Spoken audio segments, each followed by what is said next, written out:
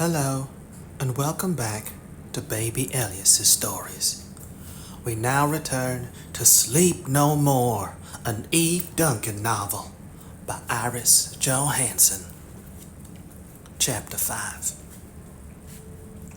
Joe must be wrong, Eve thought, as she studied Kendra Michael's expression through the one-way window. She was sitting beside a little 6-year-old boy while he played the xylophone. Joe had called her a tough lady, but this woman's face was alight with eagerness, intelligence, and understanding as she focused all her attention on the child's complete intentness as he played the instrument. She was of medium height and slim, but far from fragile looking. Pale brown hair was shoulder length and sun-streaked, and framed a strong face that reflected control and discipline.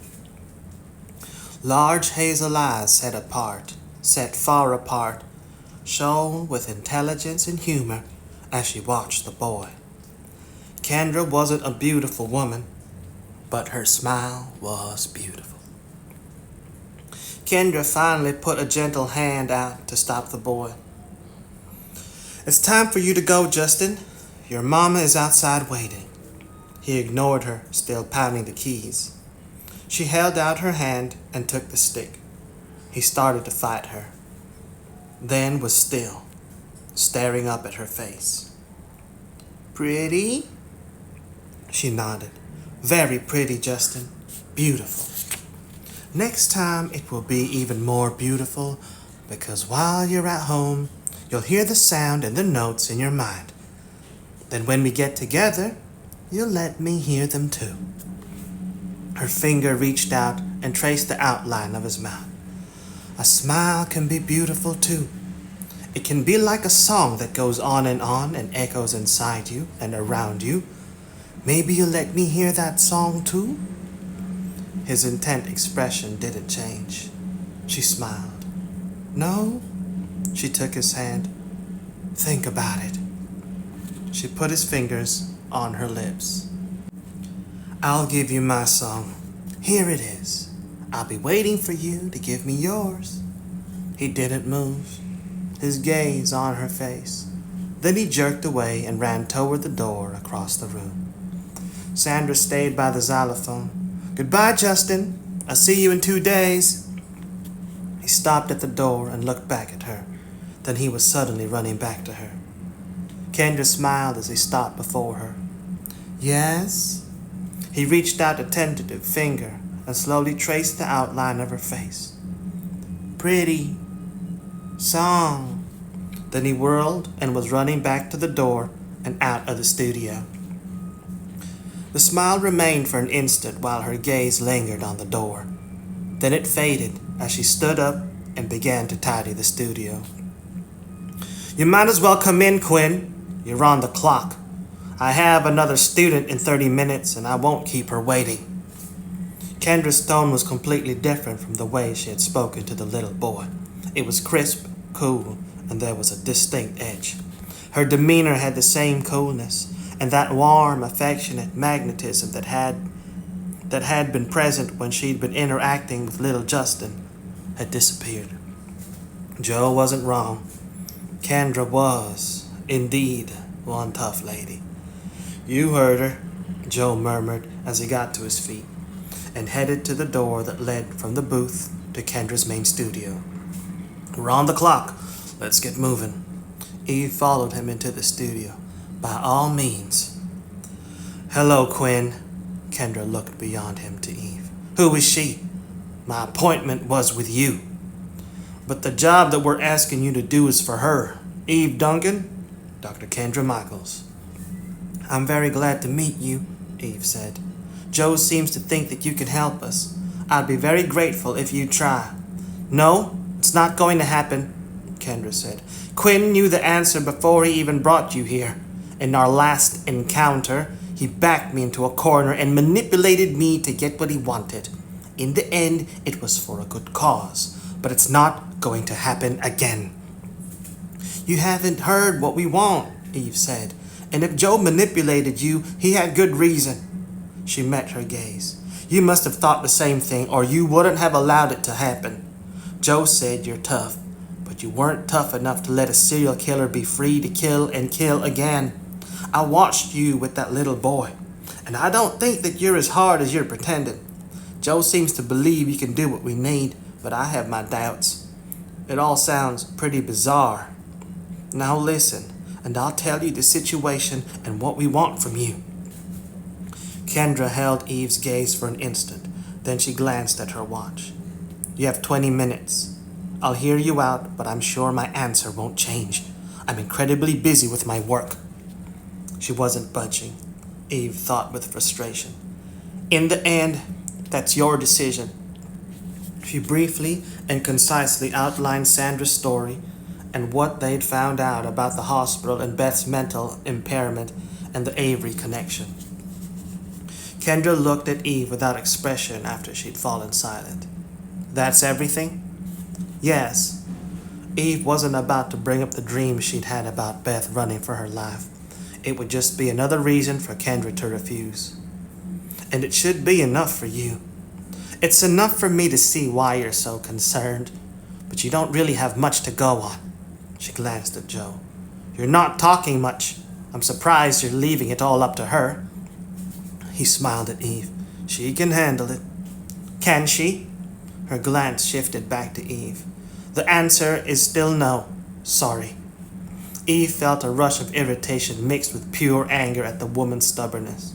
Why not, damn it? Listen, we just want you to go with us to the hospital and take a look around. If Joe is right about you, you could be a big help up there, especially if we can manage to see her room.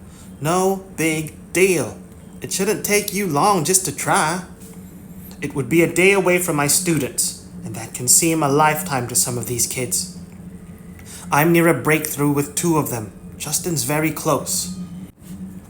She added fiercely. Do you know that he hasn't smiled or cried in 3 years? He's been locked in an emotional vacuum. I'm not going to let him take a step back just because you want me to play your game. Your game, Joe corrected. You set the rules, Kendra. Most of the time, I can't even see through your hijinks to where you're going.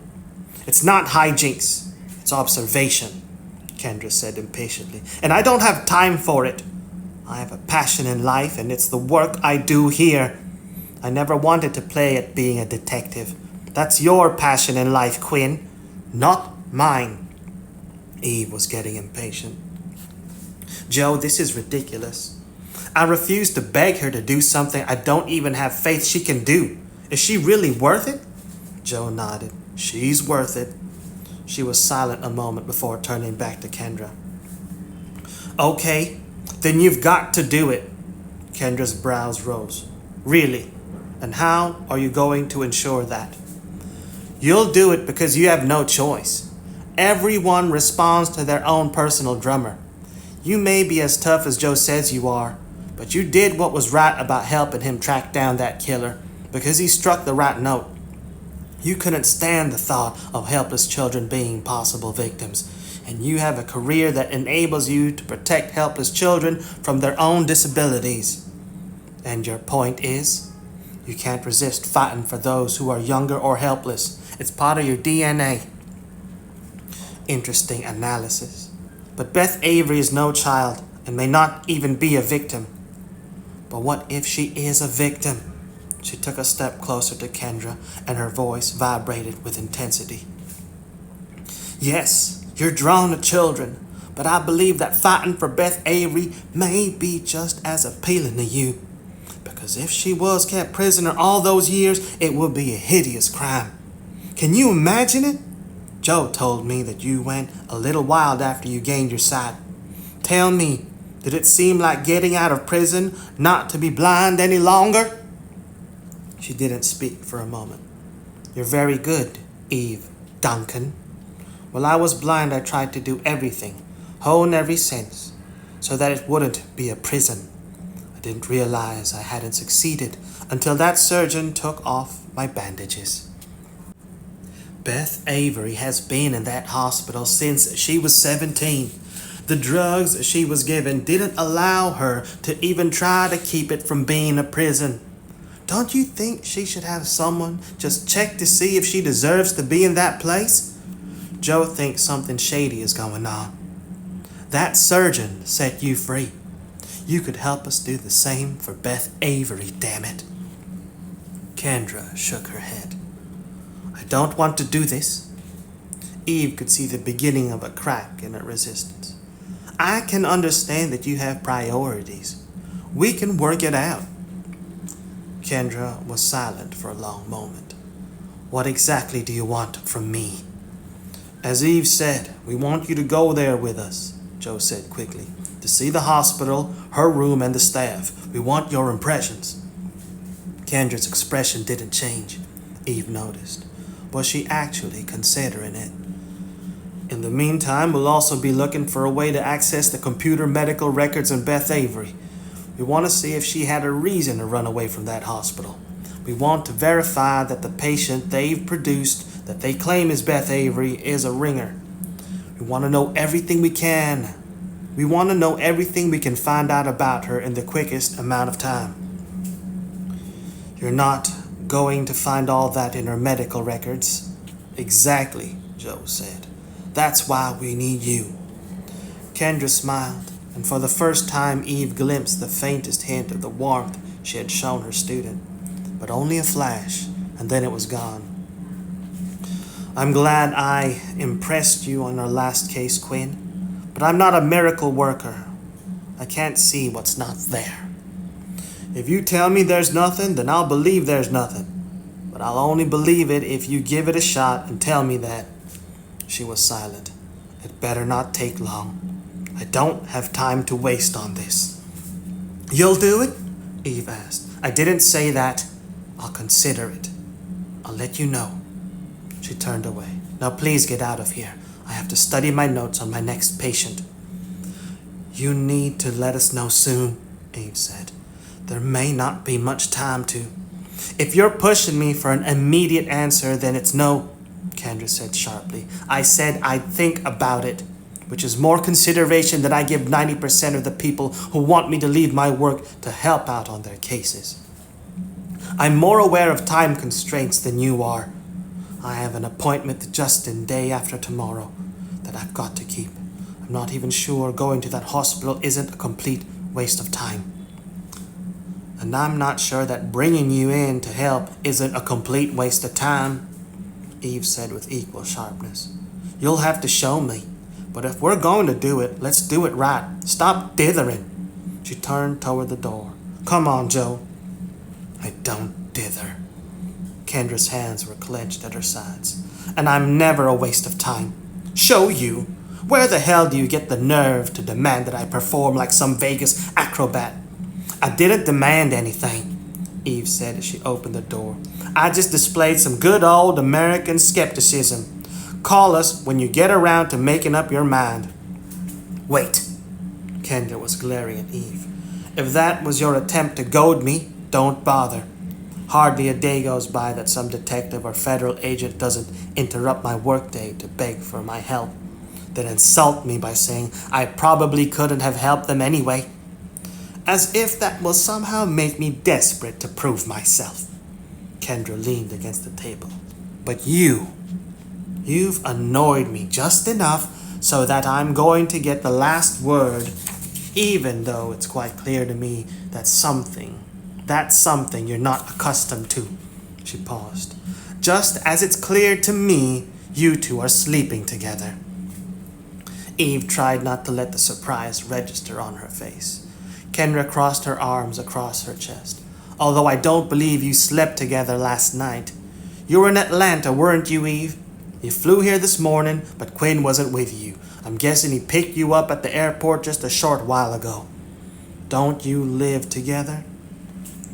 We do, but I've been here in California for a couple of days, Joe said. That explains it. You're a little out of your element on this case, aren't you, Eve? You're much more accustomed to talking to the dead. Or I suppose, letting the dead talk to you. Eve inhaled sharply.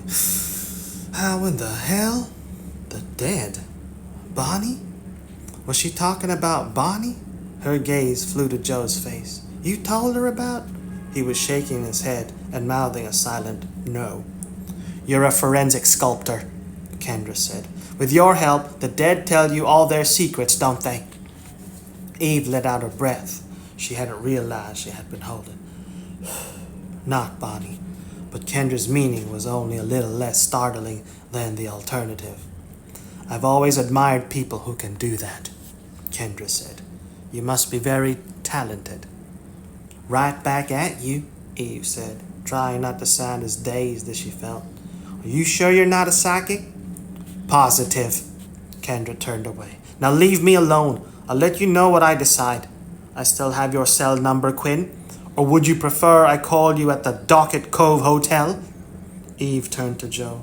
Is that where you're staying? Joe nodded, but I didn't tell her. And there are at least 5 hotels between there and here.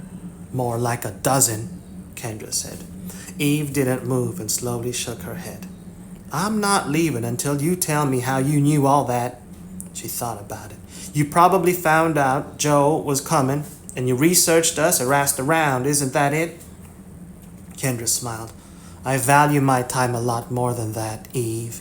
Until you walked through that door, I wasn't even aware that you existed. But I did know Quinn, and I remembered that he was always somewhat guarded with his personal space, especially with women. He always kept his face a good 6 to 8 inches further away from women than he did with men. What? Joe said. Seriously. I'm sure you're not even aware you do it. I don't think you're afraid of women, but subconsciously you may be wary of leading them on. A handsome man like you, it's probably happened a time or two.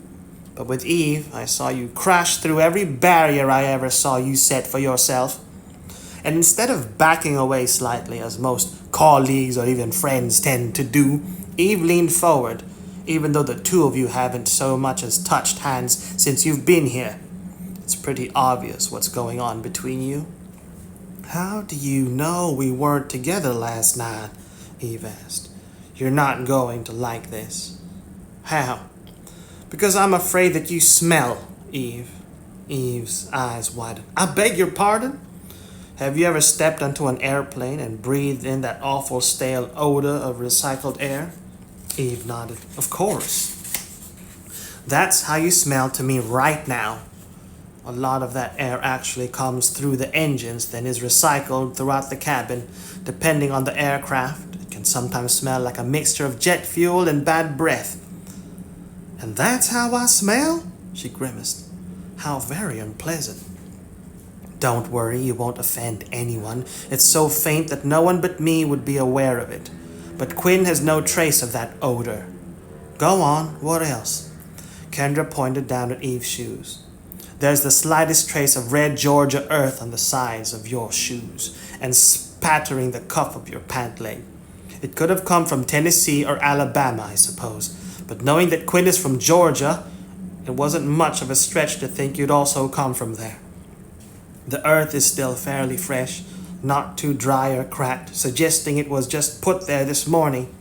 Quinn's shoes, though, are spotless, and unless he's in a crime scene, I know for a fact that he's not too careful where he walks. He strides through the world as if he owns it. Even before I caught a whiff of your scent, I figured he came from someplace else this morning. Impressive, Eve murmured. What else? Oh, yes, your profession. Kendra walked over to Eve, took her hands, and spread her palms open. You have faint stains on both of your hands. Dye from a polymer-based sculpting clay. How do you know I'm not a rising star of the art world? Kendra studied Eve's hands for a moment longer with an intensity that was vaguely unsettling to Eve. She was a private person, and she didn't like feeling this transparent to another individual. What else was this woman going to find out about her? Yet she couldn't deny that the revelations were totally fascinating, and so was Kendra Michaels. At first glance, I considered the possibility, Kendra said, but I rejected it when I saw that you almost exclusively use flesh-colored clay. That fact tilts the scales quite a bit, but I also noticed the tiny calloused nubs on each hand near the tips of your thumb and forefinger. Too small for a pen, stylus, or almost any other tool, but just the right size and placement for those spherical-headed spacer pins you'd use in facial reconstruction. I once worked a case with a forensic sculptor here in San Diego whose hands looked very similar. Patrick Chicoine. I've met him, Eve said. He's very good. So I've been told. Kendra dropped Eve's hands, and her gaze slid away from her. That's all. We're done.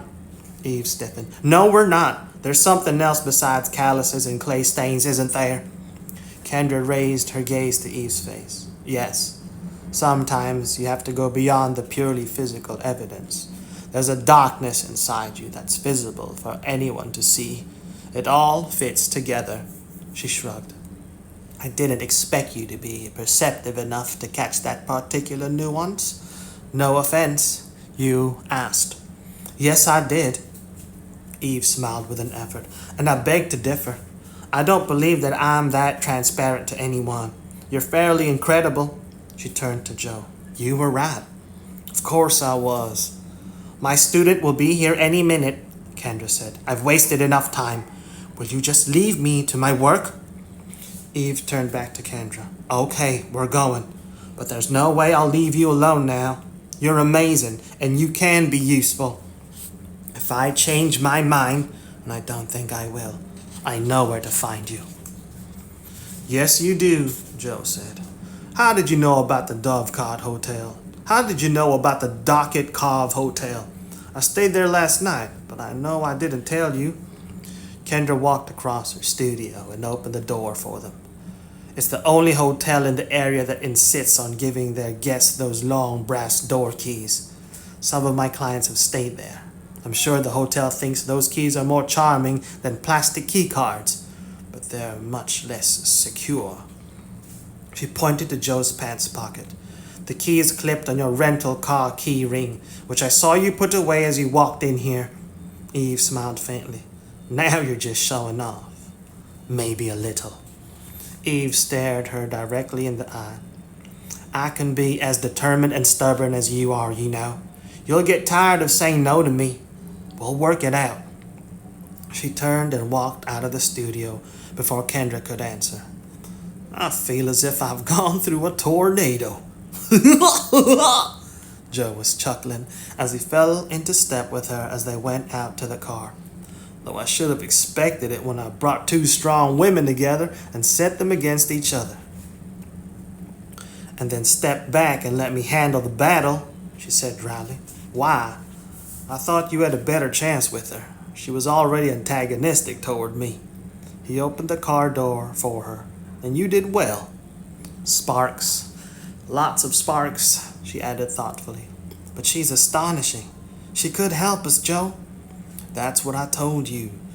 And that was a minor demonstration. I've seen her do things that were positively stunning. And she'll be difficult. She gestured impatiently. But that doesn't matter. You're right, Joe. She's worth it. She looked back at the studio. Look, we have some time. I'm going to go to the hotel to shower and wash my hair. Then we'll... Stop laughing, Joe.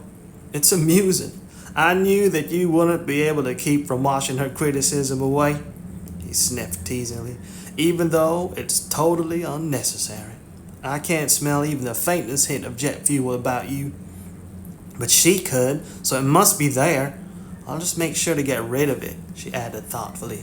And I've been wondering what it must be like to be surrounded by obnoxious scents that no one else ever notices. It could work the other way too. Some scents are wonderful. He kissed her cheek. Mwah. And you smell just fine. You're biased. I'll still take that shower. Then we'll go to lunch and give her 4 hours to call us. That should be enough time. She wants her part in this over quickly. She has a deadline with her Justin. And if she doesn't call us, that was a distinct possibility. Eve had annoyed Kendra, pushed her, and guilted her into taking on a job that she didn't want. But Eve had an idea that the comparison she had drawn between Beth's prison and the life Kendra had led when blind would weigh heavily on her. Heavily enough to swing Kendra into their camp? What would they do if Eve had guessed wrong? Why, then we'll just have to go after her, Joe. Kendra called Joe 3 hours later. Come and get me at the studio. I'm leaving my car here.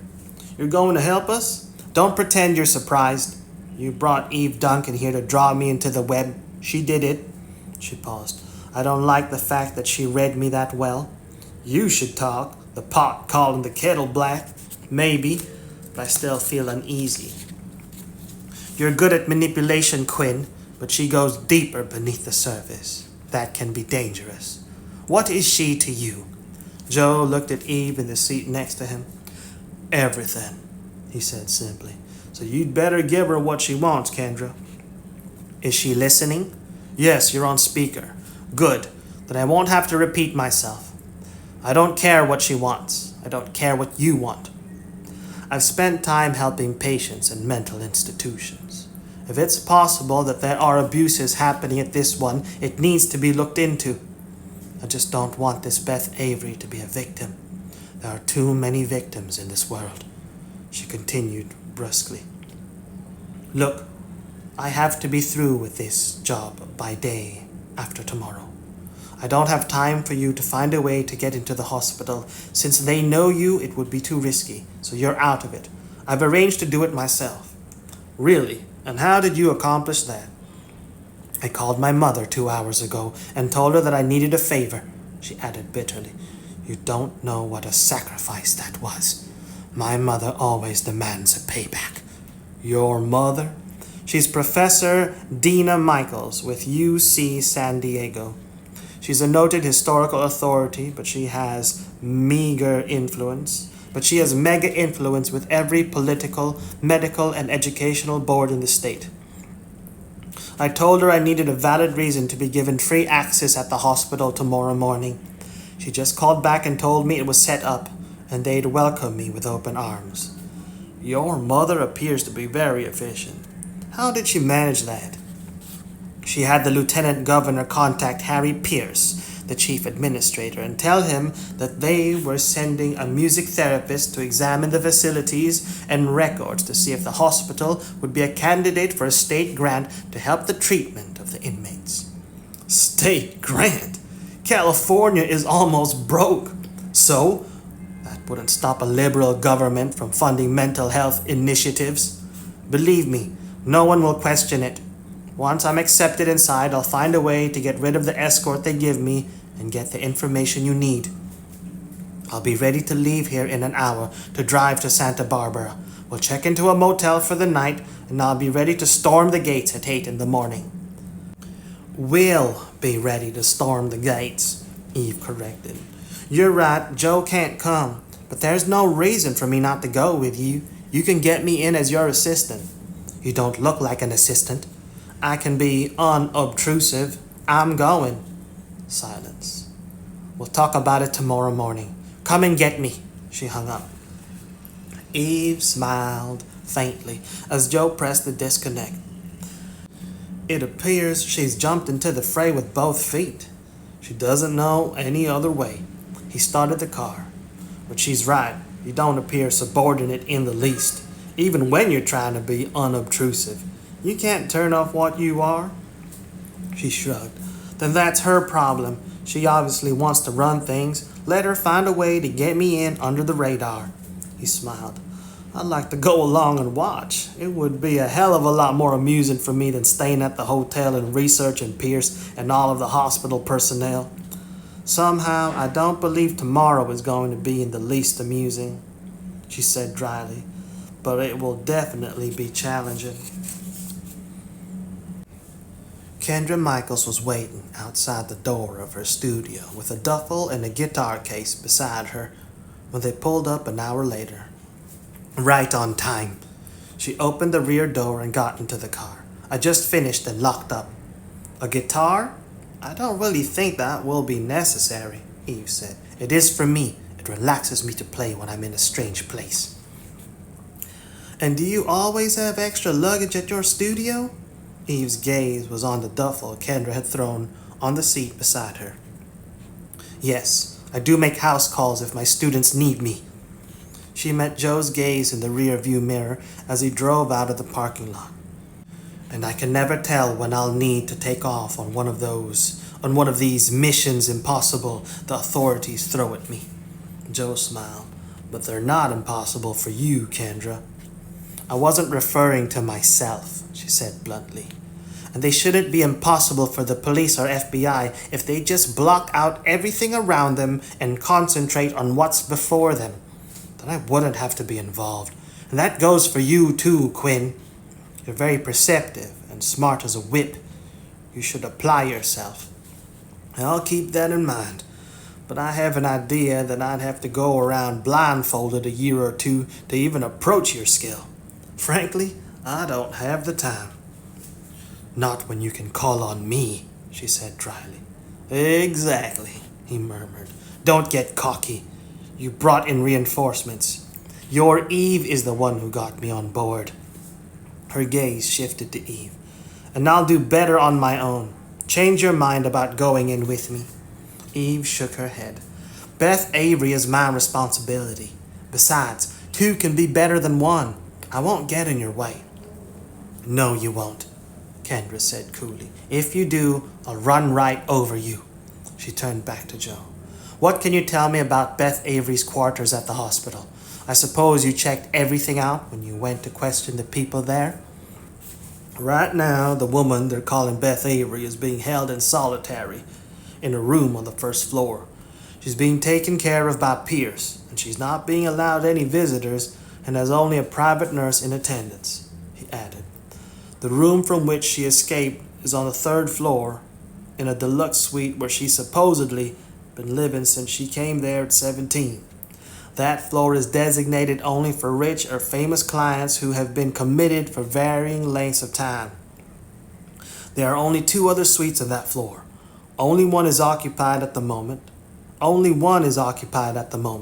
Beth's suite was room 305. Very good. Where is the human resources office? First floor. Second hallway off the reception area. I downloaded a complete floor plan of the hospital from the internet and it's on my iPhone. I'll send it to you when we get to the motel.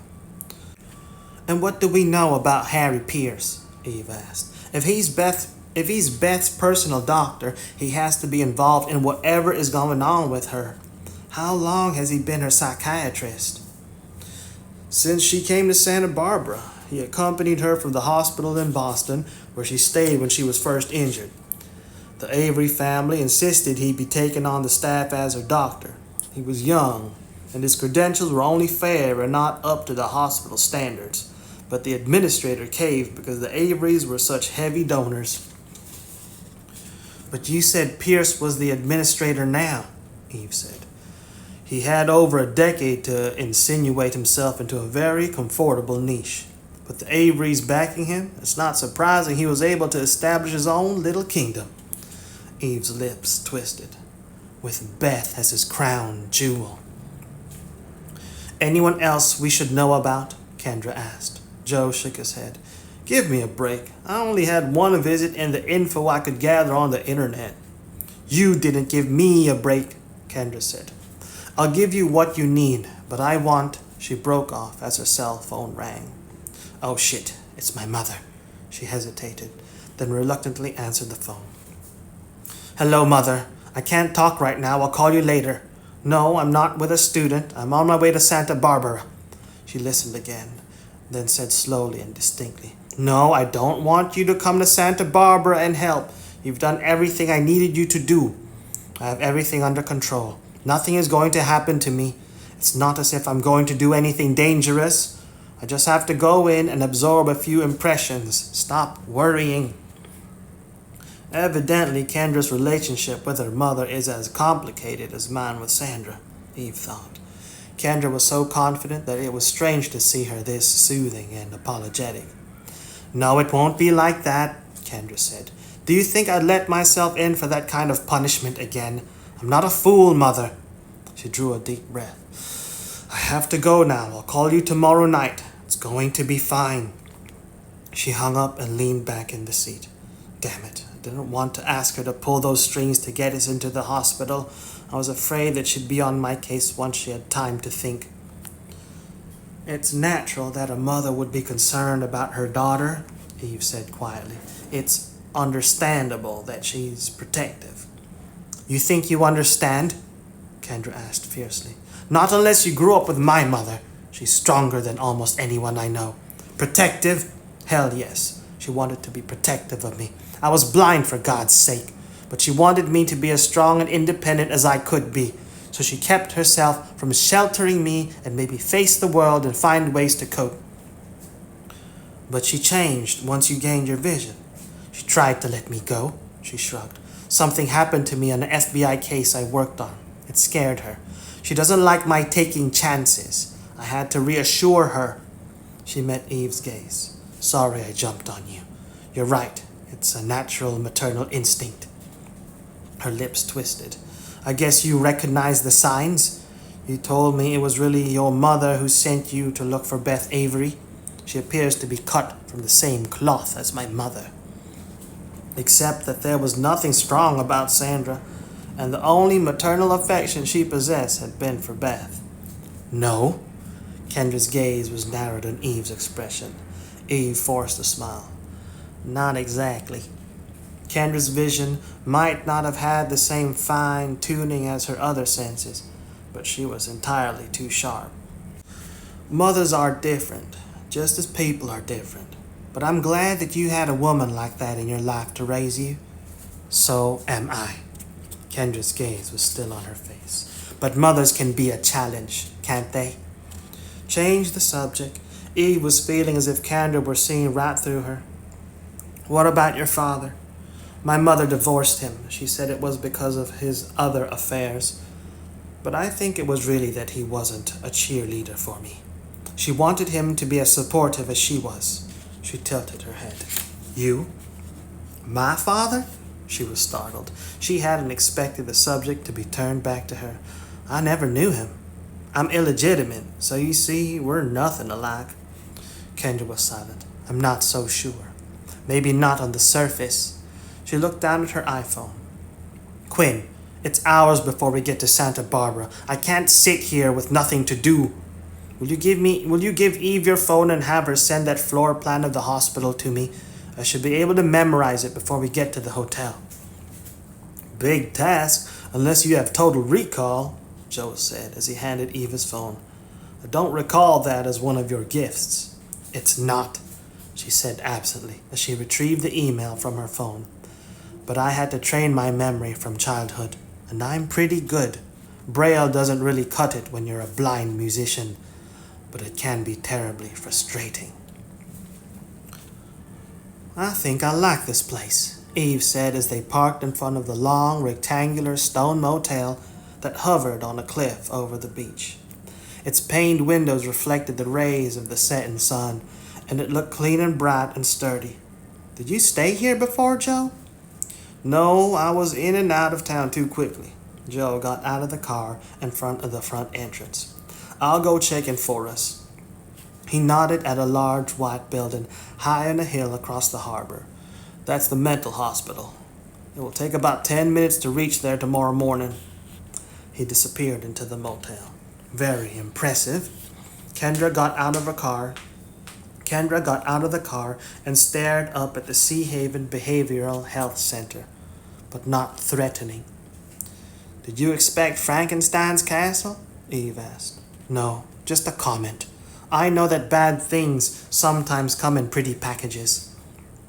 She took her duffel out of the car and turned to Joe as he came back out of the motel. Room service? Minimal. Sandwiches and drinks. He handed her a key. Your room is around the corner and 2 doors down. Minimal is all I need. I've got to call my mother back, then try to sleep. I'll see you both in the morning. She moved down the walk, wheeling her duffel behind her. I believe we've been dismissed, Joe said. Do you want to go find a restaurant? No. She cast one more glance at the hospital before she turned away. It wasn't Frankenstein's castle, but it was beginning to loom large in her imagination. Had Beth been able to look out those windows and see all this freedom around her? Minimal is enough for me too. Let's just shower and get to bed. Sounds good, but I have a few follow-up calls I have to make too. He took out the bags.